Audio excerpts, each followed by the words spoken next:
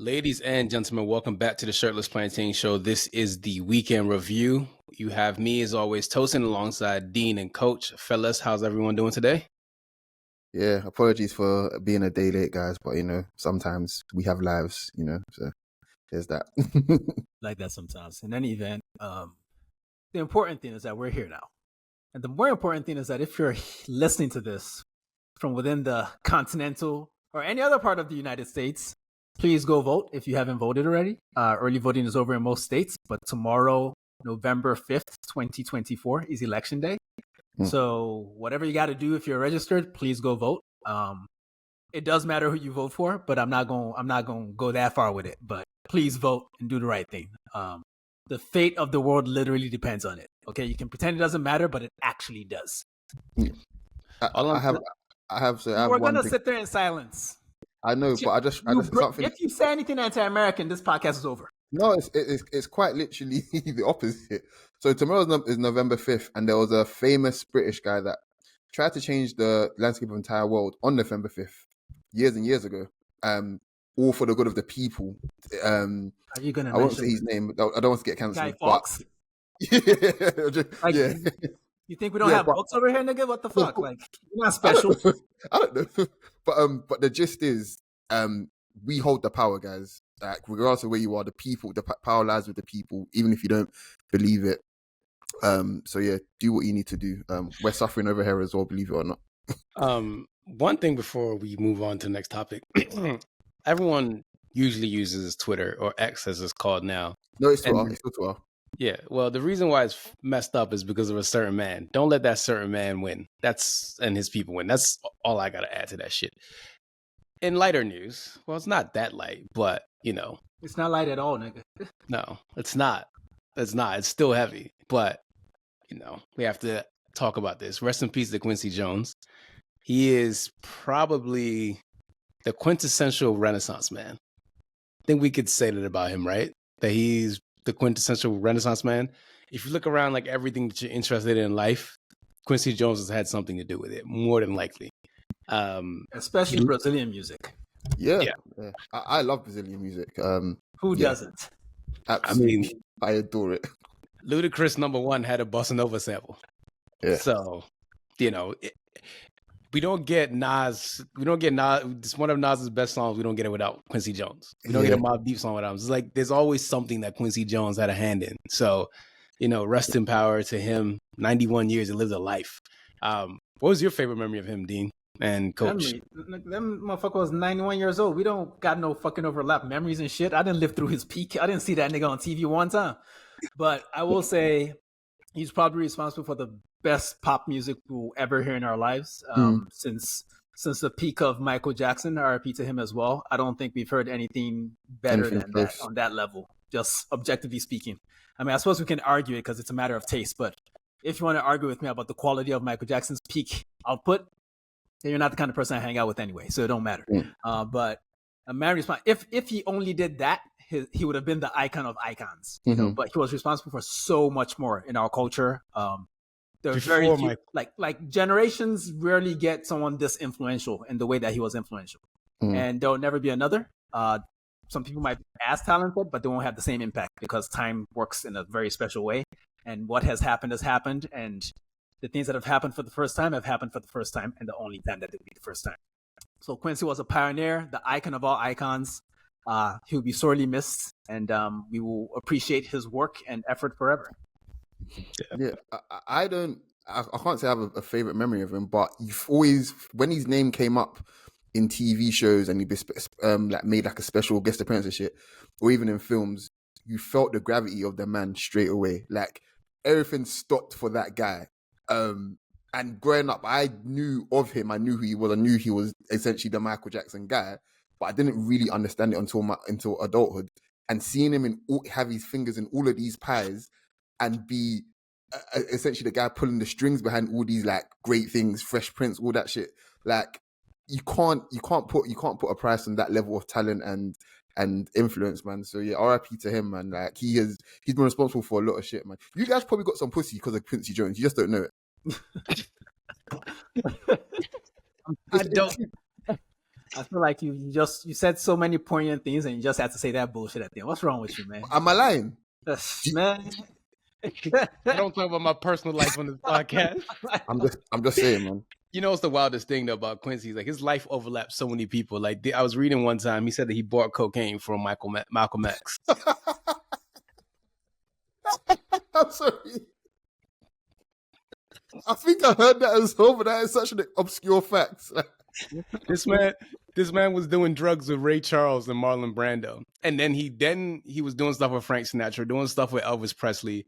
You know that song "It's My Party, I Can Cry If I Want to." He did that song as well. Oh, he did God. Oprah's theme, Sanford and Son, Fresh Prince. It's like he did Vibe magazine. It's like, yo, he even had Tupac shook, and it's just like this man literally has had a hand in every single pop culture thing we've thought about in this life. So he lived an amazing life, and rest in peace to Quincy Jones. And you know, he's a snow bunny connoisseur, and that's, you know, my end of the cliff. Let's go to Germany. Let's talk about the football, because there was a lot of football that happened this weekend, and Frankfurt beat the brakes off of Bochum 7-2. Hugo Ekitike. Mbappe kicking him out. Go ahead. I was going to say, can I say his name when you get to it? Go ahead. Ekitike. No, the other one. Who? Omar Mamouche. We'll get to Omar. But Hugo, he got kicked out of PSG, and it was the best for his career. Mbappe did the world a solid with that, with him getting sent to Frankfurt. I think that he's starting to fulfill his potential. But Omar Mamouche, he ran this game. He had like maybe 2 or 3 assists, and then that free kick he had was just absolutely special. It was just an amazing game from them, and it was 4-2, and then they're like, you know what, we're tired of this, and they went to score 3 more goals and ended up 7-2. So yeah, Dean, you got anything to add about this game? No, you said it all. Okay. Dortmund and Leipzig 2-1. Dortmund did something they don't usually do. They came back from a losing position. Leipzig scored. That assist from Openda to Šeško was really, really, really beautiful. Yeah. Yes. And then, you know, Dortmund decided to score 2 goals, and that was that. So good for them. Anything, Coach, from you? Yeah, man, Guaressi's showing all these other little whack-ass strikers that he's the guy, man. Like, all you niggas are my sons, man. Like, he went up against Šeško and Openda, and I love them both, especially Openda. He said, nah, this is my game, boys. And I always appreciate that from strikers, when there's 2 teams going up against each other and the game will be decided by those guys, and one of them steps up and says, it's my game today. Like, that's a sign of a top striker to me, man. So yeah, very, very happy about that. Yeah, Leipzig were disappointed in this one. I know they've lost Jabi Simons, but they were terrible in this game. Like they put those guys in so many good positions, and they made nothing of those chances. Especially Openda. Like he's our guy, but if he played like 10% better, they get something out of this game. They were terrible. Yeah, I mean, it's unfortunate how bad they play. So, but you know who else did play well though? Harry Kane and the fighting Bayern Munich. Harry Kane got a brace, and out of nowhere, what's his name? Kingsley Coman scored as well in the middle of those Harry Kane goals. But Harry Kane he's taking this league by storm. He's just having too much fun. He's scoring wherever, what type of goal, sweaty goals, good goals, bad goals. He's scoring them all. 11th goal this season. It was just a stroll for them. It was just a real easy game for them. There's nothing really to take away from that. They're looking better. It's like as if we talk bad about Colt Company, and he's like, you know what? My bad. I'm going to do better now. So good for the guy from the... I mean, to be fair, they've been fine in the league. They've looked like shit, So, they can keep doing this, but we'll see what they do in the midweek. Yeah. We'll get to that later, too. Yeah. Leverkusen 0, Stuttgart 0. Xabi Alonso, he had his team coached very, very well. They were coached very well, but they could not finish at all to save their lives. And the game was kind of meh from both sides, but Xabi did a great job coaching, and Frimpong and Boniface decided to not finish their chances. So, what do we do with Frimpong though? Because genuinely, I feel like it's very obvious, and I hate calling him that, but it's very obvious he's a system player, and I feel like I fear for him if he was to leave Leverkusen, like how he'd look. Because I don't. Where do you play him? Genuinely, I feel like this Leverkusen system is tailor made for all his strengths and weaknesses, kind of thing. So he goes somewhere else. I genuinely think he just looks crazy, man. Well, if you play wingbacks, you play him as a wingback. If you don't play wingbacks, you play him as a right winger. What you don't do is play him as a fullback. Yeah. So Yeah, there's but even options for him, but he can just stay with Javi. Just stay there. Yeah, I don't play him as a winger. I just feel like it's wasteful. He doesn't. He's not a dangerous. He's not a goal threat like that. You know what I'm saying? Like Yeah, I think he'd be one of those specialty players, like a defender. Willian. When Sir Alex would play Park Ji-sung in his Yeah, that I can see that. I can see that happening. At a team like City, he'd be a special tool, like a Rico Lewis type player. Like, I'm going to use you for this game, like 5 times a season. Or he can stay at Leverkusen in the system. So you guys are saying he's a convertible. He's only good for a certain sort of time. Not every player is good in every context. Yeah, there's actually more players that are like him than less. To be honest, he's just prominent enough for us to talk about. That is true. Yeah, Coach, you want to give him the standings for the Bundesliga? Yeah. So Bayern Munich, they're on 23 points in first place. Despite them being a shit show this weekend, Leipzig are still in second on 20 points. Eintracht Frankfurt, after beating the brakes off Bochum, are third on 17 points. And Leverkusen and Dortmund and Freiburg are all on 16 points. There we go. You look so disgusted with that. Yeah, man, because we had 1 year of a break and we back on that bullshit again. Bayern has won this thing already. It's over. It is over, guys. Like we can pretend to wait until March to see what happens with the league. I think we all kind of know deep down inside that it's a wrap already. It's a wrap. Like, Bayern looks so much better than everyone else. The teams that are supposed to compete with them are so inconsistent. It's over. Well, do you know where else is over? In Spain, because Bayern Munich are dominating, and so are Barcelona. They beat Espanyol 3-1. Dani Olmo got a brace, and Rafinha got a lob. And it's always felt like Dani Olmo was supposed to go back to Barcelona in a weird way. It kind of felt like that was his spiritual home and he would end up eventually. And he's just like a duck to water in that league. And he's just doing well. So, and Rafinha's just, I don't know. But the most impressive thing about this game, though, before I let you guys talk, was Lamine Yamal's assist for the first goal that Dani almost did. I'm just like, what is wrong with you? I don't know that I agree with that, but Oh, go ahead. I feel like Espanyol were the more impressive team in this game, because the result is the result, whatever. But they had 2 goals disallowed for offside, So for me, if a team on the level of Espanyol is doing essentially what Real Madrid did in their 4-0 loss to Barcelona, it kind of shows that this system, as well as it's working right now, Barcelona have maybe their best week in the last 4 years in the last week, and I hope they enjoy it. But this is a house of cards. It's a very tricky gamble that Hansi Flick is pulling here, because the moment a team, everyone knows what they need to do. The timing is just off, and someone is going to get them, and it's going to be soon. Because they're not, this was probably, in the last week, this was easily their worst performance, and I don't know if it was them playing down to the level of Espanyol in the Catalan derby type thing. But what I saw of this game, it had me thinking, you know what? It's been a good time, but your time is coming. Somebody's coming for you guys. Your Bournemouth moment is coming for sure. Yeah, I feel like I'm in agreement with Dean there, but I feel like while their firepower keeps getting them out of trouble, I think Barcelona don't mind it being a shootout. I think they back their forwards to hurt the other team more than they can hurt them. So that's fair. If they can win 4-3 every week, they probably will. I don't feel like them going a goal down, even 2 goals down, would deter them from playing that same way. I feel like we'll just keep going. We're creating shit tons of chances already. We have a whole Lamine Yamal. I would just like to see them not take the lead in a game, because that's a lot of that tactical approach is really just based on controlling the game state. Yeah, because I'm not sure you're that comfortable playing that way if you're a goal or 2 down to start the game against a team like Bayern or Real Madrid. The game looks very different when people can just sit back and corner you and not give you that spacing behind, because they're trying to, beat you with that high line game as well. Because everyone knows that it's there for the taking if they can get it, but no one has timed it right.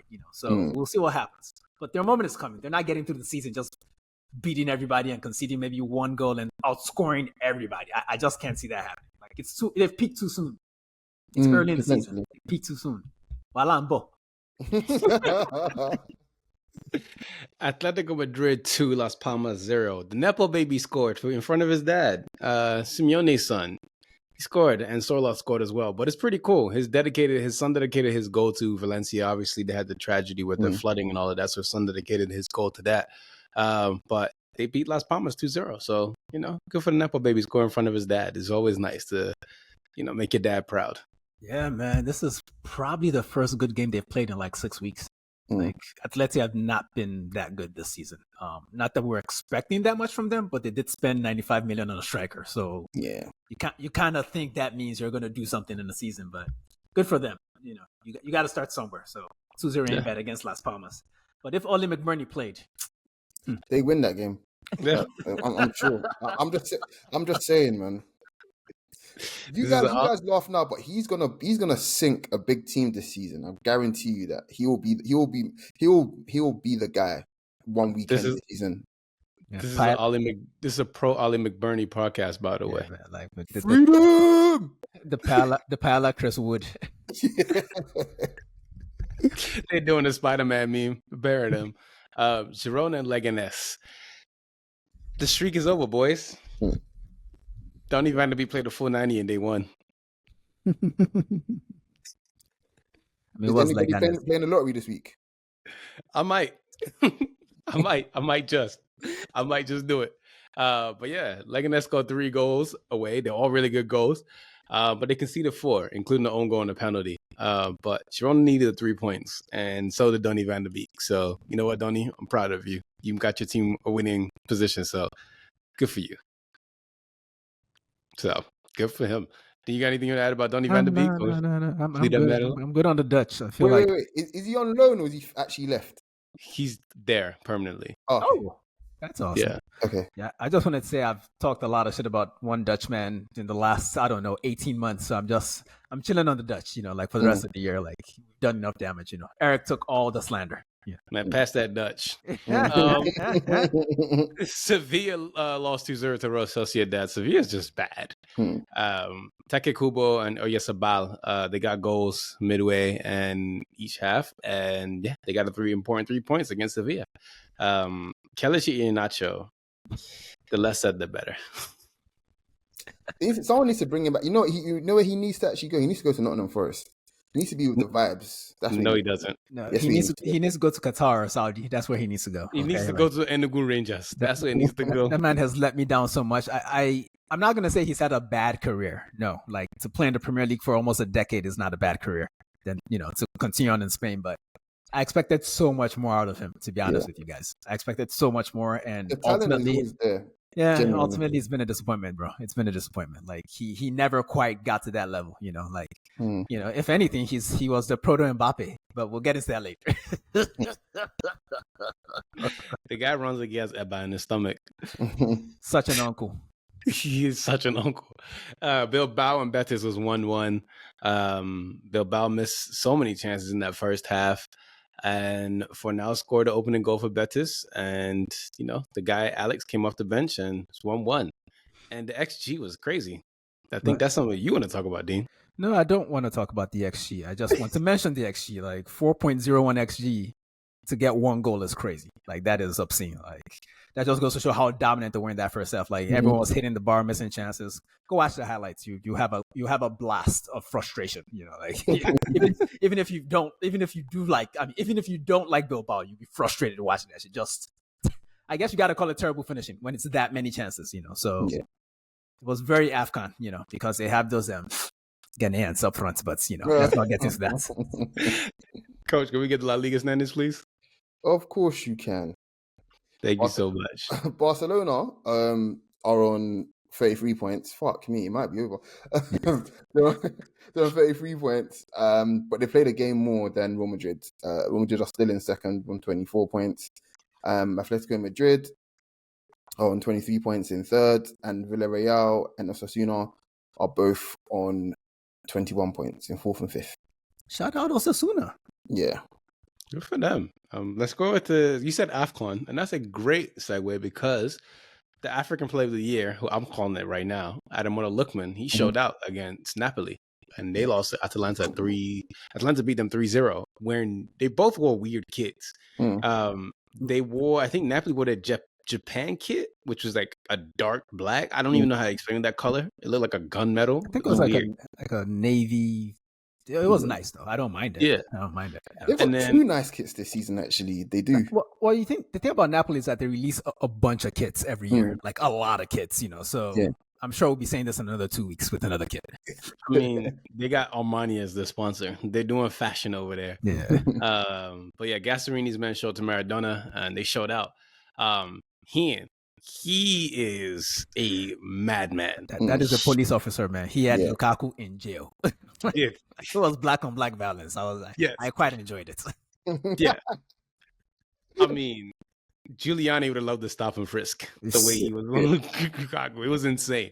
CDK has finally found a home for him, and I'm so happy for him. Yeah. Him and Ademola Lookman on the same wavelength. And with Lookman, I mean, what can we say about him, man? That second goal he scored was just disgusting. Yeah. I like the first goal more. Yeah. Really, that was, he's a wide forward, but that was the goal of Filippo Inzaghi, like a pure 9.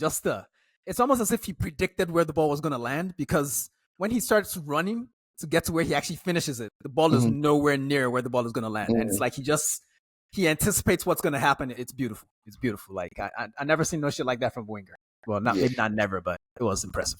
I feel like it's a combination of just reps, but also just instinct, because Ademola's evolution as a forward, he's become more greedy, and I feel like it wasn't always like that. Like let's make no mistake, he was always a tricky player that was more likely to what do you call it? Assist. Look for the pass or assist, and now he's taken up positions of the main of the main man now, and both goals spoke to the 9 in him. I think the second thing of the second one is that you take that goal, you take that shot on because in your head you're thinking this is a goal.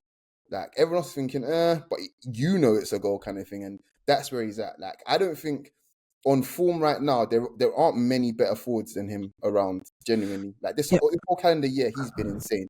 Yeah, interesting enough though, the Capocannonieri in waiting, Retegui, came off the bench in this game, and I wonder if Lookman scores that second goal if Retegui's on the field. Those are the positions a pure 9 like Retegui will take up. Yeah. But because he's not on the field and he's like, well, I got to do this shit because Charles De Ketelaere ain't doing shit. That boy is a passer. That's what he is. He's got he's like Bergkamp. He's got the occasional, well, no disrespect, but you know what I mean. More a passer than a scorer, Do you think that kid can succeed outside of Atalanta, or is that kind of his level, you think? There's a reason why he left Milan and went to Atalanta.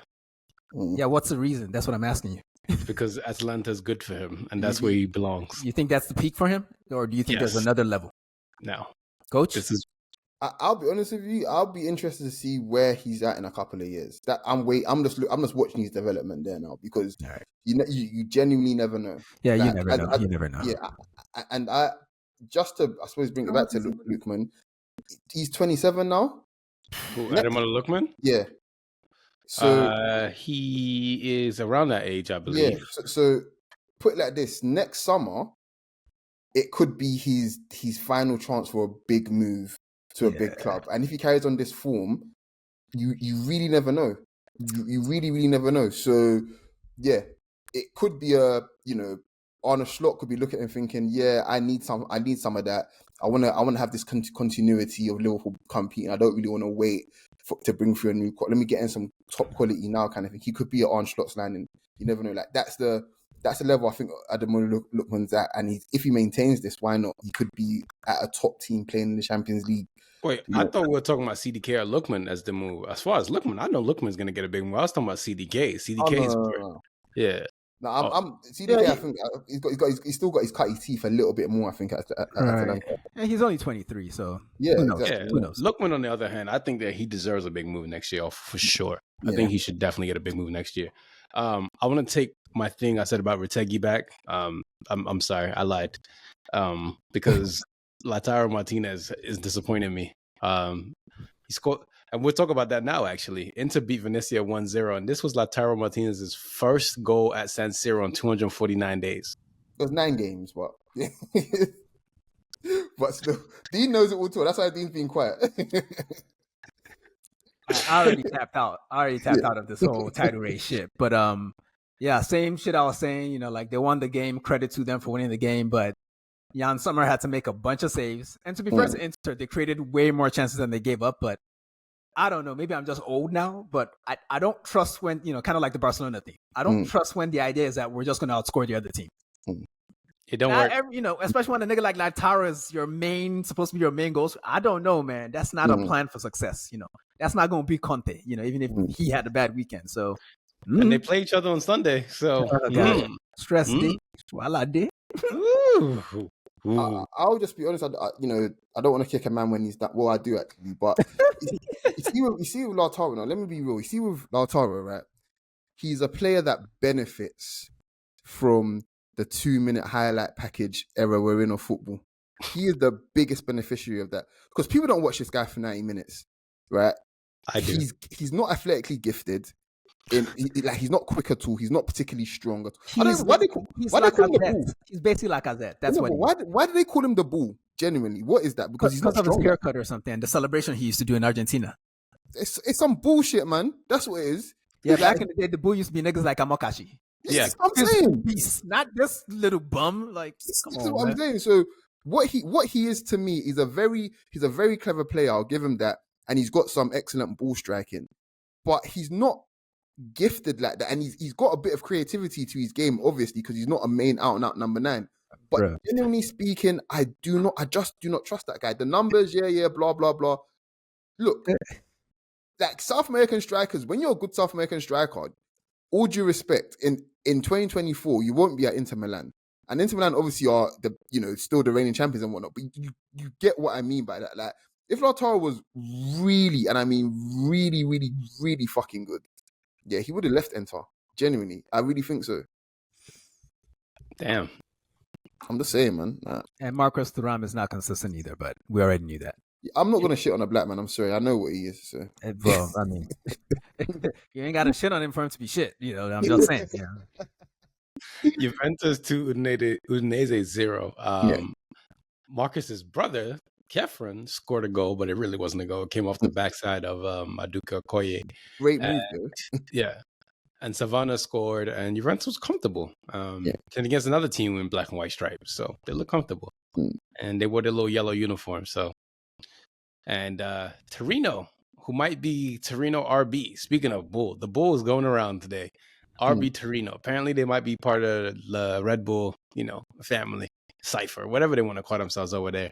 But Moise Kean, we've been shitting on this man religiously, and he has been scoring because Dean has been ragging on him, and he's been bagging, and he scored the only goal. So, hey man, I just respect the young that respect an OG like me. That's all. You know, like Moise, I know you listen to this pod. Good on you.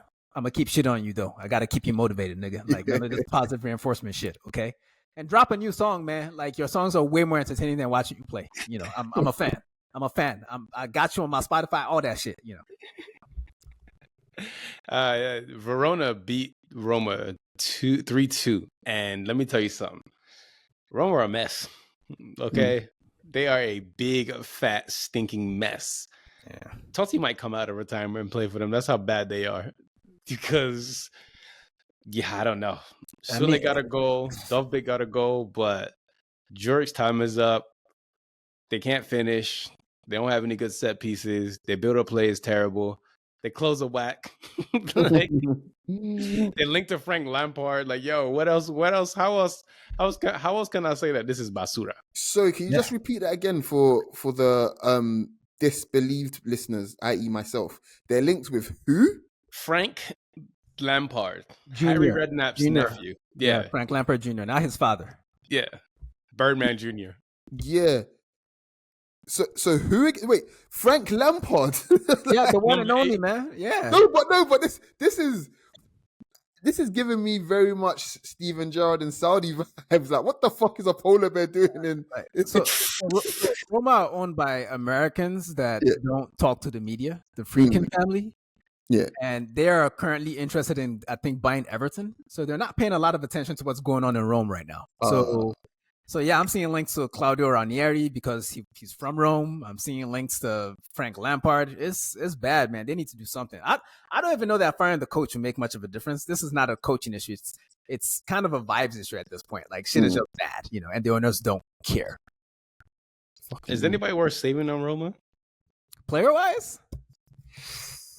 The fella that scored in the weekend, Sula, like I think he's going to be a good player, but he's only just got there. So I don't know, man. The only one I was going to shout out is already at Bournemouth, Dean Huijsen. So he's gone, he's safe. All good. I mean, they got Mitch in goal. Who? Vela? I mean, it's hard to rate a keeper in a team like this, man. I don't know if he's good or not. I don't know. I was just saying he looks like Mitch, that's all. Everybody look like Mitch, man. Come on. It's true. He got resting white face. Coach Q wants to stand this. Let's get our Italy. Oh yeah. Pardon me, guys. Sorry. So we already know that obviously Napoli are still at the top despite their getting their arse handed to them. Sorry, pardon me. Inter are behind them only by 1 point this weekend because obviously they won. So they're on 24 points. Still not believing. I'm done. You never know. I will say though, it's early days, but I'm just saying, like, if someone was relying on my recommendation to bet on Inter this year, I'm saying I don't recommend them anymore. Okay, I can't vouch. If they win, I'll be happy, but I can't vouch. Yeah. Well, between Atalanta to Lazio, they're all on 22 points, but Juventus are not that far behind them. In sixth place on 21 points. So, yeah. On present form, I think Atalanta are the best team in the league, but they've never done it before, I don't think. So it's hard to say they will do it. But the fact that they're able to rotate the top scorer in the league and beat the table leading Napoli 3-0 in their own stadium. Yeah. I mean, if I'm jumping around right now, I'm going to take the other blues and blacks. Fuck it. Let's go over to France and Ligue 1. Monaco lost to Angers 1-0. Adekota's team did not respond well, and they lost again. So they lost to Angers. Yeah, Angers is not a good team. The goal was great, though, but they should not be losing to Angers. Like, I don't have the table in front of me, but I'm sure if you look at it, you will understand what I mean when I say Angers is not a good team that Monaco should be losing to.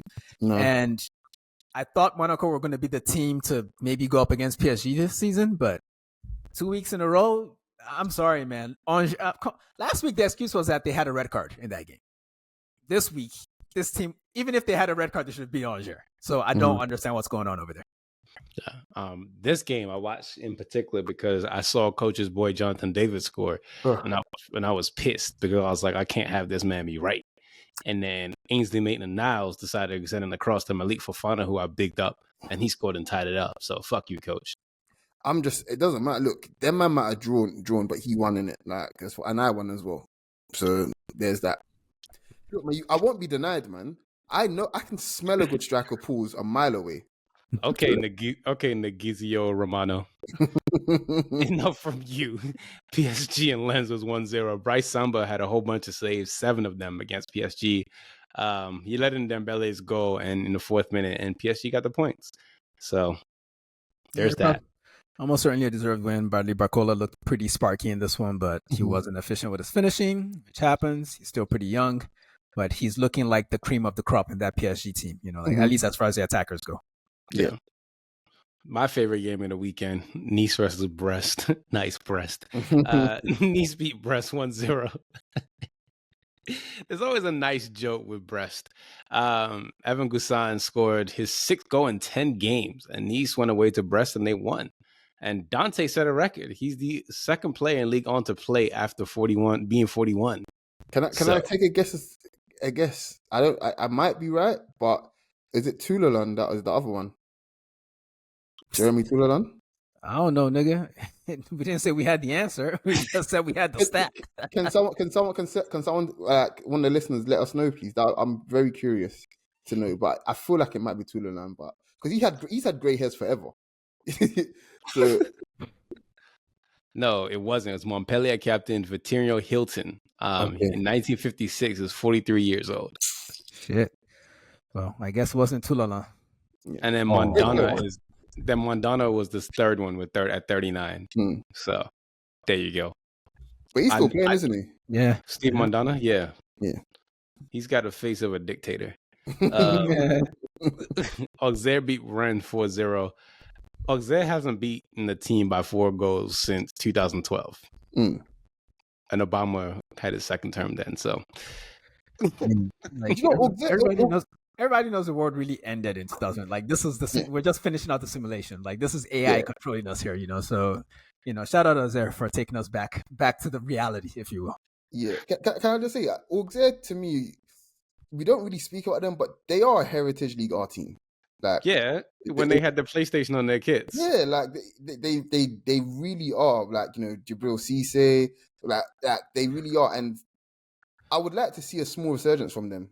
That would be very cool. Like, haven't seen them in Europe for a minute, like in the Champions League for a minute now. It would be very cool to have them back there and shit. Just vibing and doing shit, man. But yeah, I just wanted to get that out. You forgot some legendary players there. Philip Maxis, Eric Cantona, Abu Dhabi, Boom Song. I know all those guys, but in my head, in my very, very small head, right, Cisse is one that comes to mind. You forgot the most important out of all of them. Yaya Sanogo.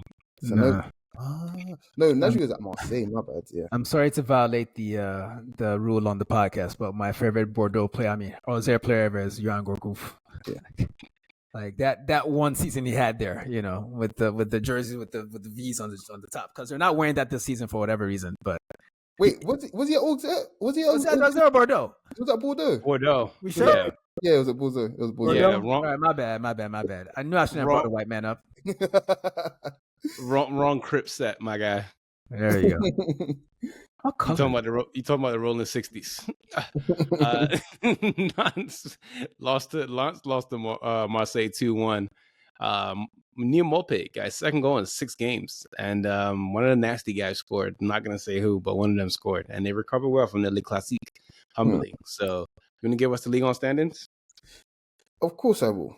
So PSG, like Dean mentioned, are top. They're 6 points clear of Marseille in second place on 20 points. Monaco are also on 20 points in third place. And Lille, led by Jonathan David, are fourth on 18 points. Here we go.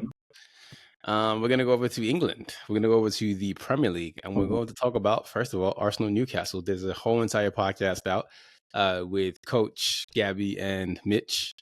Dean, you weren't around, but we would love your thoughts on this game. Mm-hmm. Yeah, it's this is it always feels darkest before the dawn type moment. Like, this is, for me, this is a period of the season that Arsenal had last year that ended with the loss to Fulham at Craven Cottage. A bunch of injuries, a bunch of tough fixtures, and I don't feel Newcastle scored what I would describe as a perfect goal, essentially, but I don't feel like they played well enough to actually deserve the 3 points. But that's okay, because Arsenal weren't good either, and that happens sometimes. If Declan Rice puts his header on target, the mood is a little bit different. But I'm not particularly panicked by this. There's a long season to go. I don't think this is a 90-point winner season. I think it's going to be low 80s for the winner this season. So let's see what happens. Long way to go. Odegaard coming back, Calafiori coming back. Life going to be good. I'm not worried. While we're on the subject of Arsenal, like, guys, it's very, very weird to...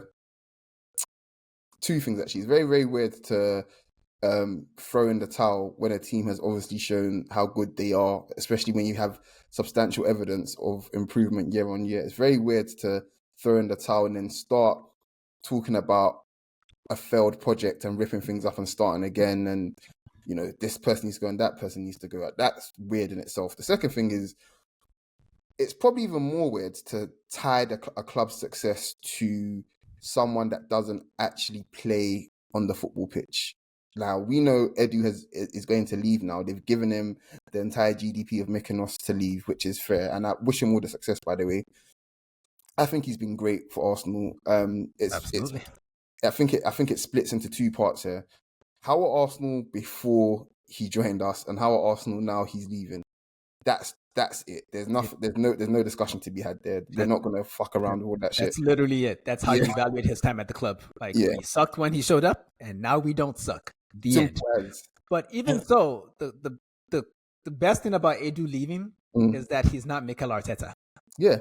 Because that's the most important person at the club. So I'm not particularly concerned by this. I think, if anything, at this time in the project, Maybe that's the new, oh, y'all need a 9. Maybe this is what is needed. A new fresh eye to challenge Mikel or, support him in a different, whatever, but I'm not particularly worried about a sporting director. He doesn't play football. So two things. One, to quote the great Dean, Arsenal fans are original bitch ass niggas. That's the first thing. Two, why the fuck do you guys care so much about what a sporting director does? This is not just for Arsenal fans. This is my club as well. I had somebody complain that Ineos failed already. I'm like, nigga, we've had one summer. Relax, okay? It's just this whole new information age where we have so much information and shit, and people think they can draw conclusions and shit. No matter how much information we have, guys, we still know fuck all. No matter how much information we have, guys, log off and put the fucking fries in the bag, okay? I don't know shit about shit. Focus on the fucking football and get off Twitter. Relax, please. Bro, please, I beg. Like, you guys don't know shit about shit, okay? Put the fries in the bag, nigga. As Roger Mayweather once said, most motherfuckers don't know shit about boxing, and you niggas know nothing about sporting direction, okay? Yeah. Shut the fuck up. Like, I'm going to go on a tangent. You know what? Let's end this. Let's go to Liverpool and Brighton because I'm going to get annoyed. Brighton went up 1-0 and then Liverpool decided, you know what? That's enough. They scored in the 69th, very nice minute. And then Salah scored a rocket, and Salah had this little thing about like, oh, I love always scoring at the Anfield. I always know what this feeling is. Some like real passive aggressive Egyptian shit. I don't know, man. I don't read Arabic, but yeah, he said some shit. So yeah. Yeah, man. Liverpool, Arne Slot, impressive so far. Objectively speaking, you just have to look at the points. They're at the top of the table. Can't question it. But I also watch the games. And your time is coming too. Okay? What I said about, who was it earlier? Barcelona? Mm-hmm. Liverpool, your time is coming too. Because you know that Brighton had played you. You know that Chelsea outplayed you. You know that Arsenal outplayed you. So good on you to get the points regardless. That's the sign of a champion. But you got to keep showing us. It's early days. 2025, we offer bold coaches. I'll be real, dude. I'm not gonna be too down on Liverpool because you can only play what's in front of you. And if they weren't putting these results together, then we'd be like, oh shit. So when is it gonna come together for them?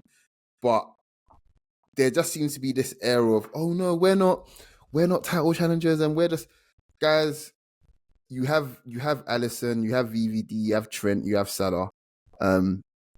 You have the experience of the experience, should I say, Darwin Núñez, guys. Like, whether you like to admit it or not, you're in a title race and you need to start accepting it. Whether you're gonna fall away like you did last season, that's not my business. I hope you do, obviously, but don't run away from it. Like, embrace this shit. This is this not what you want? You've won it before. You've won it in recent memory as well. Is this not what you want? Hey, man, they're still insecure about the COVID championship, man. That's okay. It's just weird to me. Like, this is what. That's okay. They couldn't go outside. It's okay. But it's like, you can do it. You can do parade. For real though, like, it just reeks of a bit of insecurity. I can't even lie. Like, hey man, niggas got all the best players in the world, but they're not good. I don't understand it. Like, yeah, like, it's just weird to me. Like, everyone else is so much worse than them, and we've got the best this in history and that in history. And it's like, okay, you guys are top of the league as well. This is what comes of it. Enjoy that.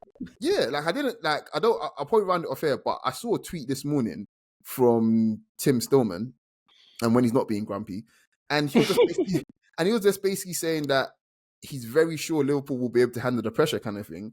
But it's not a bad thing to be in this position, and people say there's pressure on you. Of course there's pressure on you. You're a top club at the top of the league, and you've won the league, like, you won it 4 years ago? Sorry, so nobody fucking remembers. Yeah, but that's what you want. As a fan, you want people talking shit about you, and it feels as if they're getting a bit too defensive about this shit.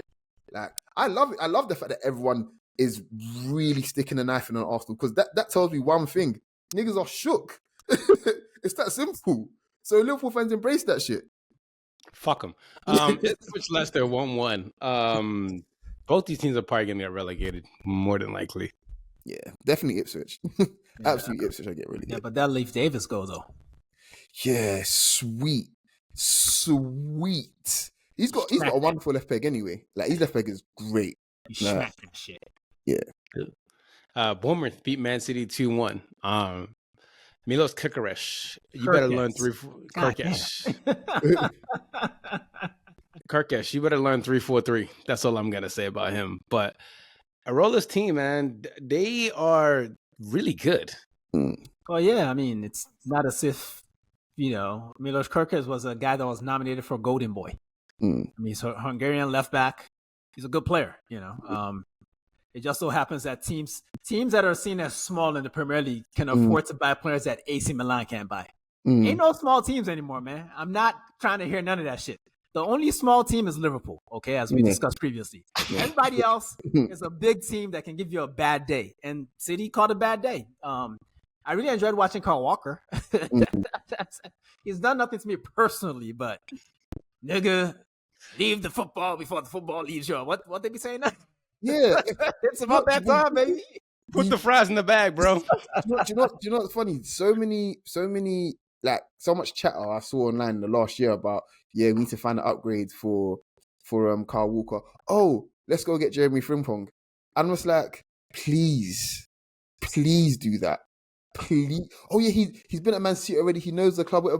Please. I will even contribute, my shillings to this transfer if you buy him. Like, genuinely. I feel like if they buy him, Pep actually leaves. Like, that moment, he just leaves right away. Like, you motherfuckers not serious. Like, where's my Chicky Burger stand? Bring that nigga back. Oh, he's on the market, isn't he? Yeah, probably. Shit. That said, though, I mean, I don't want to underplay this. This is probably the most historic results in Bournemouth's history. Yeah. They beat, I mean, we say what we say about Man City and all that, but it's still Man City in this era. This is a team that's won the Prem over and over again. And for Bournemouth to not only beat them, but I think they essentially out-XG'd them as well. Like, this was not a lucky smash and grab. They were 2-0 up, and City had to try to come back on them, and they couldn't do it, So, I know circumstances were what they were against Arsenal, but they also beat Arsenal. And in between that, they tied Villa away from home. So Bournemouth are going to give people trouble. And I think we kind of saw it coming last season. Iraola took like 6 games to get going. I think they lost their first 6 games. But once he locked that press in, man, he got niggas in trouble, man. He's stressing boys out. He beating all the Spanish managers. Fuck him. I told you, we offer ball coaches, man. Your coach has to have a good set of hair. So there's that.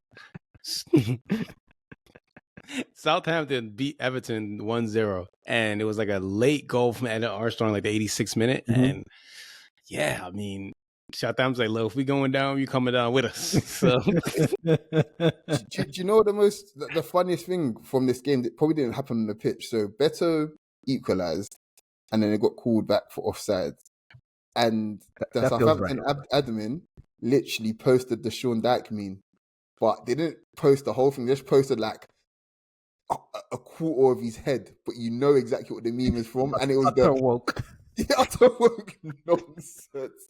And that's how you Twitter. That's why I have a Twitter account for shit like that, basically. So shout out to the Southampton admin, man. What's that? Watch Sean Dyche be probably the most liberal man in the world. No, but apparently, so he does have. It does line up with that thing. It's like the whole Stone Cold Steve Austin shit. Like, Stone Cold Steve Austin is the ally of allies. He's just a happy cat owner that wants to drink some beers. That's it. Exactly, and some wine. Like, I love Poncho personally. Poncho is a great cat. So but he also doesn't believe in CTE. So let's take the good with the bad. You don't know these people. You don't know them. How can you believe in it when you have it? A few weeks ago, if you guys were listening or watching us, Dean was drinking Ribena, right? Perhaps. Remember that. Keep that in your mind. Nottingham Forest beat West Ham 3-0, beat the shit out of them. Yeah. Shellacked them. Ola Aina scored one of the best goals of the weekend, right? So after the game, you know what Ola Aina's doing in his preview? Drinking Ribena. It's wealth, baby. It's wealth. only the finest Alajis get to sip on Ribena, Have you noticed, though, fellas, that all the Nigerian boys who decided to commit to Nigeria are doing very well in their club careers now because they decided to struggle with their country? Do you know, that's actually a very good point. I feel like the pool of players that we call upon internationally you look at their form going into these tournaments kind of thing, and they're all doing relatively well. That's actually a very good point. And then look at the boys who told Nigeria no, except for Saka. They're all doing well. Well, Saka's ordained from God, so that's Saka never even had the conversation. Let's be serious people here, okay? He never did. That was never gonna happen. Yeah, that one's a special case. But I don't have Snapchat anymore, but I feel like getting Snapchat back just so I can follow Ola Aina, because his post matches right now just seem so lit. Like, genuinely, I caught a bit of it during the AFCON kind of thing, but generally, it seems every week now he's doing some funny shit in the change rooms after a win, and this is what I enjoy about modern football. Like, you get to see this shit kind of thing. I think it's very cool. So it's not. I enjoy none of it. It's fucking stupid. We know too much about each other. It needs to stop. Okay, mind your fucking business. Snapchat your own fucking self, nigga. Don't you got your own locker room to be in? Do that shit, nigga. However, how many more games for J-Lo? Hmm. Can't be that many more. Yeah, I think 3? Yeah. Can they just save him till we play them in December? You know that never happens for us, bro. It Just never happens for us. Save him till then, please, man. I mean, they do have Everton next. And I don't then know. they have I think then my they have concern, it's not even about the results anymore. My concern is that the last 2 weeks they've gotten red cards. Yeah. And to me, that's like a lack of discipline type thing where guys are just not, they don't fear the coach anymore. They don't care. They don't think you'll be there that long. They're just doing whatever. Like, because the Kudus thing, it's like, bro, we joked about it when it happened, but you can't be punching motherfuckers, man. Like, we're trying to win games. Be professional. You know, another red card this week. I'm worried for this guy. Like, I don't think 2-3 games max. Max, I think. Wolves, Crystal Palace 2-2. Do you guys know when Wolves had orange kits and now it's yellow? Well, it wasn't orange. Gold. You don't remember when Wolves had orange kits? I mean, it's always been. No. It's always been. You know. Yeah. No, it's always been like orangish gold. Like No, orange. don't put your colorblindness on the rest of the world, okay? Like, you're just making this shit up. I'm colorblind as well, by the way. But even I look at their 2012 kits. That was 1 year, nigga. Get over it. And look at the 2014 kits with the black. No, bro. No. It's always been gold. Okay. Gold just look funny on the jerseys. Like, their gold is a weird yellow. Okay. Yeah. But it's not orange. It was you know what, the quintessential Wolves kit is the Goodyear kit. Right. That is what it looks like. Right. I think it was the 03-04, if I remember correctly, season. Yeah. The Goodyear kits. That was yellow. That was, what do you mean? That was gold orange. What do you mean? Oh, wait, guys. Okay. I just want you guys to know that this is terrible podcasting. Yeah. Nobody wants to hear us argue about colors. Can we fucking talk about football or move on, please? Crystal Palace and Wolves is 2-2. Trevor Chalobah saved the day, and Trevor Chalobah also fucked up the day. Yeah. A really good goal, and then he slipped up. But balance, man. Yeah. Yeah. Crystal Palace had to rely on 2 defenders to score goals. So whatever it takes. I had Gahey in my team, and I took him out. So I had him on my bench too. This disaster. He was the only one that got any fucking points for me this week too, and I'm not gonna get no points. But it's looking like it might be curtains for Gary O'Neill, and he got an extension this summer. I think like a 4-year extension, and I'm hearing that the fans at Wolves are done with him now. Like, are they supposed to be doing better than they're doing? What do you guys think? I don't know. All I know is that I would love to see Gary O'Neill at West Ham. Do you know what? That might be a shout. That's a shout, bro. I like that. That might be a shout. Yeah, I'm not against it. And Wolves can go get one of these Portuguese guys who's retired. I don't know, man. Like Nigeria's old coach who's French. I'm giving Glasner some more time. I think it'll work out.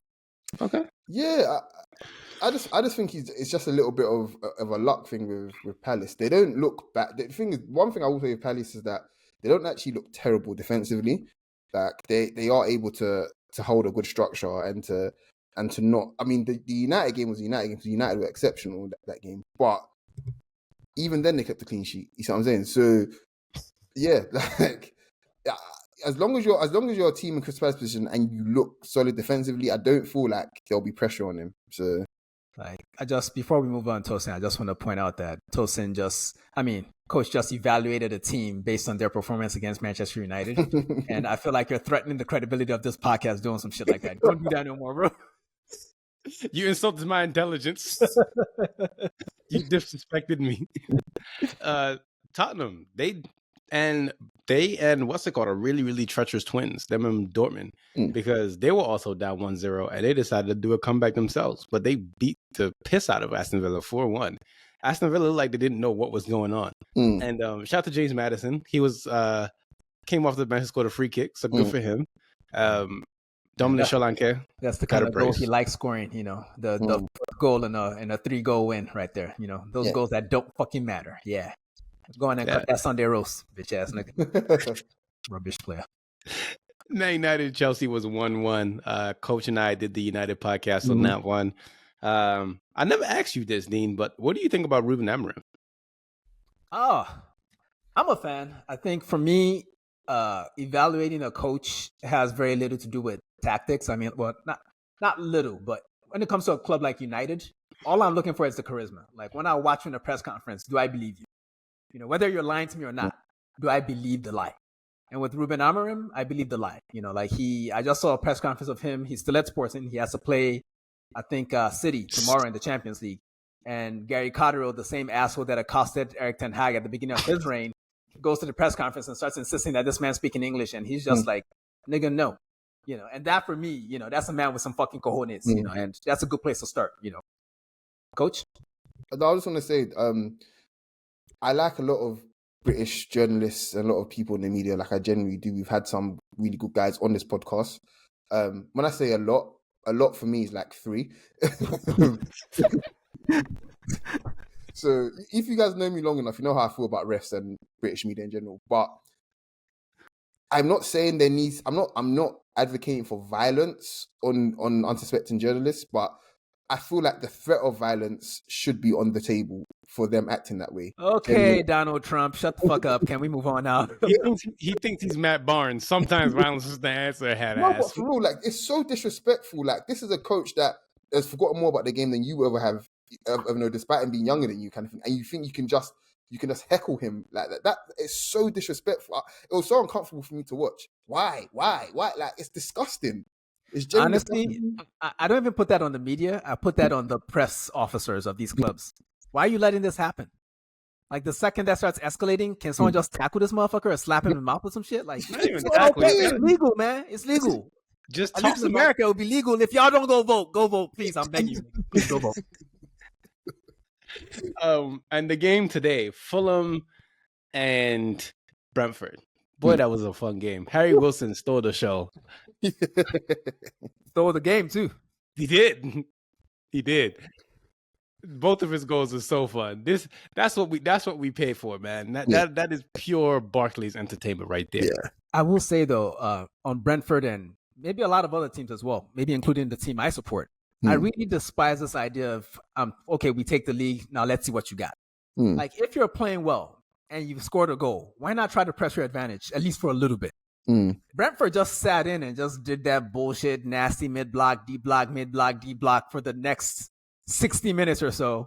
Then a fresh player comes on and just steals it from them, after all that work, when you maybe could have pressed the advantage and gotten it. Because it's not as if Fulham were playing well today, but they controlled the game because Brentford didn't want to play. Then they end up stealing at the end, So maybe that's a lesson for Thomas Frank to learn. Yeah. There you go. I think the first half, though, it was one of those games clearly that on another day, Fulham come out in the second half, exactly how they played in the first half, and they could have been there until this time next week, Monday, and still wouldn't have scored because they created a fuck ton of chances in that first half. Some really, like, Reece Nelson created 2 on his own. Smith Rowe had 2. Raul Jimenez had 1. Like, these are high XG chances, all within 16 to 12 yards of goal. Really, really good chances, and they just didn't take them. And then what happens is a wonder strike of sorts from Harry Wilson, and then one rolls in off his shoulder, basically loops in off his shoulder. That's the kind of shit that can happen to you. So yeah, it's football. Like Tostin said, football's a funny game, but I feel like there's a lesson to be learned there that sometimes don't play with your food and put the fries in the bag. Yeah, you don't overcomplicate shit if you're chasing the lead as well. If you're chasing a game as well, sometimes just put the ball in the box a few times and see what the fuck can happen, man. Ain't no small teams in the Premier League. Ain't no small teams. Only Liverpool. Yeah. Coach, can you give us the standings? Do I have to? Like, my team's not in the top four. Yes, Right you now. do, because this is historic for Nottingham Forest. Let's give an OG team their props. Okay, They're so back to 1988, baby. So Nottingham Forest are in third. Thank you guys, I'm joking. So Liverpool are in first, 25 points. City, after losing, so there's no more unbeaten teams in the Premier League now. Come on, man. Listen, man, being invincible is so easy, isn't it? So easy. Even the best team of an era for like 7 years in a row can't do it, but it's so easy. We will be there every year. The Invincibles, they will be there. Yeah. City on 23 points. Nottingham Forest on 19 points. Chelsea and Arsenal both on 18 points, but Arsenal will be on 21 points come the end of the weekend. So, yeah. Cool. So, Champions League happens this week and Europa League, but we don't care about Ladies' Night. We do care about ladies, but not about Ladies' Night on Europa League. Anyways, Champions League. Let's talk about that. Fucking Eric Adams over here just talking out of that. I saw the white of his eyes when he said that. I was like, oh, shit. First of all, Eric Adams wore a Mets and a Yankees hat. Okay, he's going to a place that that's exactly what you're doing. Ladies' night, but we don't like ladies' night, but we want ladies' night. Come on, man. Like, decide what you want, nigga. Do you want the ladies or not? Are we pausing you or not? What's going on, bro? We love the ladies. Champions League, Real Madrid versus Milan. Yes. I'm excited to see how Real Madrid bounce back from boycotting the what's it called, the award. So Ballon d'Or award, yeah. Like I don't know, man. This is another it's darkest before dawn type moment for that club, but they do start seasons pretty slowly. But I'm genuinely worried about Mbappe. We had the discussion a couple of weeks ago, but I'm genuinely coming to the conclusion that maybe we've seen his peak already. Because I just don't know how it's going to work for Real Madrid. But first, they got to win this game. I think Milan has as good a chance as anybody of beating them. But yeah, Real Madrid are going to absolutely. I'm kidding. Real Madrid will kill them. I mean, Fonseca's going to put Leao on the bench. So yeah, I love that a Portuguese coach came in and just started shitting on this nigga, man. Like that's that from home racism. I love it. Nando's racism. Leo versus Juventus. That's going to be an interesting one. Jonathan David. Yeah, okay. Liverpool versus Leverkusen. Oh, the Alonso derby, yeah. On paper, this is a hard game, but I actually think Liverpool are easy favorites in this one, just based on current form. But we'll see. This one is the Tosin. I'm paying attention to this one. Sporting versus Man City. The Gary Cotterill derby. Yeah. PSG versus Atletico Madrid. Ooh, PSG. Yeah, that's how I'm feeling. Yeah, I feel like even though Atleti's experience and shit, I feel like PSG is one of those games where Atleti will not show up and PSG will just have their moment in Europe with this team. Yeah, Bayern versus Benfica. Ooh, Bayern Munich, man. I'm going Bayern Munich. Yeah, that's gonna be violent. I don't like that. Inter versus Arsenal. Well, go on. Just leave me out of this. I don't have nothing to say. No, you follow through, nigga. No, you are. Go on. To win against Dean's Heart. Yeah, man. Well, so the 5-1 at the San Siro in the Henry era was what confirmed that I was more of an Arsenal fan than an Inter fan, and it has stayed that way ever since, and it will never change. But I just feel like a draw will suit. This isn't me being a coward here. I just feel like a draw will suit both teams nicely this week.